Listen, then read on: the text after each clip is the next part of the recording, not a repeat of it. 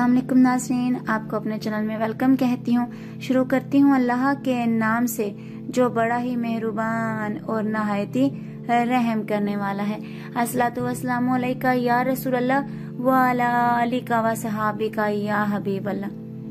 नाज़रीन, आज की इस वीडियो में मैं आपको आयत नंबर 283 का तर्जुमा और उसकी तफसीर बयान करूंगी।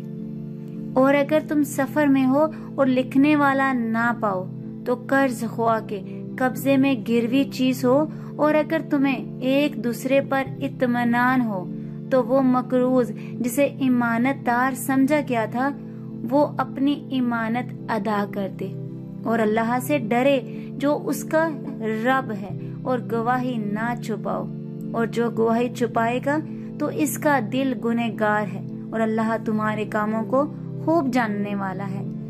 नाज़रीन, इस आयत में जो ये कहा जा रहा है कि और अगर तुम सफर में हो, तो यहाँ गिरवी रखने का मसला बयान किया जा रहा है कि अगर तुम हालत सफर में हो और कर्ज की जरूरत पेश आ जाए और तुम्हें कोई लिखने वाला ना मिले या लिखने का मौका ना मिले, तो इस बयान पर जो अभी बयान हुआ है उस हुक्म पर अमल हो सके तो मकरूज कर्ज हुआ के कब्जे में कोई चीज रहन रखवा दे।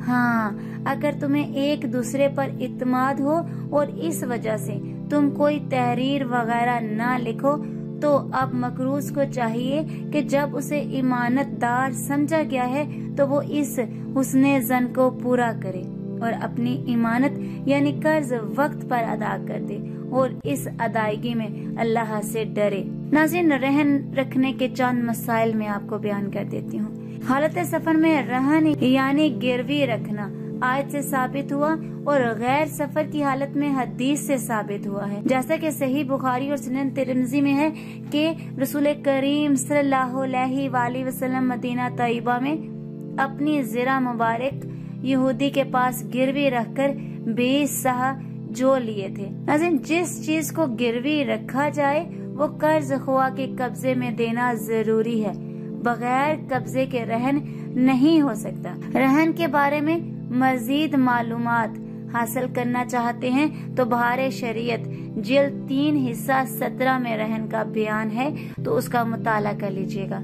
नाज़रीन, सूरह अल बकरा की आयत नंबर 282 और 283 से मुतल्लिक आपको अहम तंबीह बयान कर देती हूँ। नाज़रीन, ये मेरी आयत नंबर 283 है और आयत नंबर 282 का तर्जुमा और इसकी तफसीर आप मेरी पिछली वीडियो में देख सकते हैं।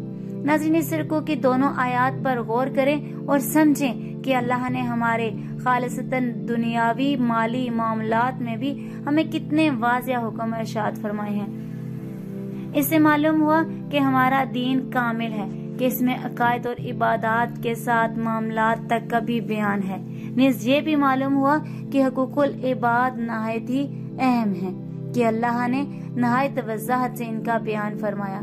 नीज़ ये भी मालूम हुआ कि शरीयत के हकाम में बेपनाह हिकमतें हैं और इनमें हमारी बहुत ज्यादा भलाई है। चुनांचे इस आयत में जितना गौर करें इतना ही वाज़िह होगा कि कहाँ कहाँ और किस किस तरह हमें इस हुक्म से फायदा हो सकता है। ये भी मालूम हुआ कि लिखना और हिसाब किताब का इल्म सीखना बहुत मुफीद है, लिहाजा अगर कोई हुस्ने नियत से अकाउंटिंग का इल्म सीखता है तो मुस्तहिक अजर है, जबकि सूद वगैरह का हिसाब किताब रखने से एहतराज करे। नाज़रीन, और इस आयत में यानी आयत नंबर 283 में जो बयान हुआ है कि और गवाही ना छुपाओ, तो गवाही से मुतल्लिक चंद अहकाम आपको मैं बयान कर चुकी हूँ। यहाँ सराहत से बयान फरमाया कि गवाही ना छुपाओ, क्योंकि गवाही को छुपाना हराम और दिल के गुनाहगार होने की अलामत है, क्योंकि इसमें साहिब हक के हक को जाया करना पाया जाता है।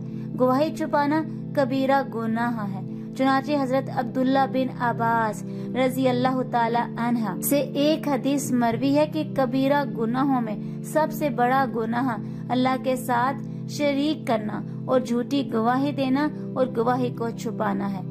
आज की इस वीडियो में इतना ही। अगर आपको मेरी वीडियो अच्छी लगी हो तो लाइक और शेयर कीजिएगा, और अगर मेरे चैनल पर नए हैं तो सब्सक्राइब कर लें। साथ वाले बेल के आइकन को क्लिक करना मत भूलिएगा مجھے اپنی دعاؤں میں یاد رکھیے گا۔